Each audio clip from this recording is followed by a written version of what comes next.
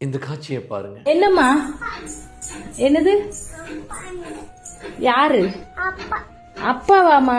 அப்பா வேலைக்கு போயிருக்காங்க, நாளைக்கு வருவாங்க. என்ன விளையாடுவோமா நம்ம? ஏந்தி என்ன?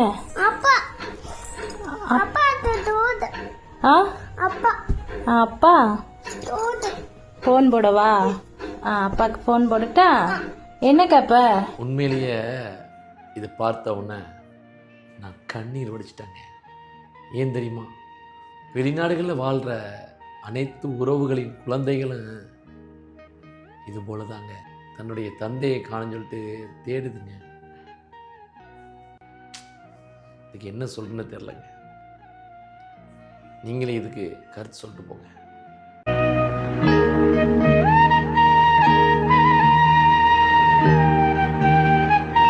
சகுபரின் குரலும் இருக்கும், அதுதான் சகுபர் வாய்ஸ்.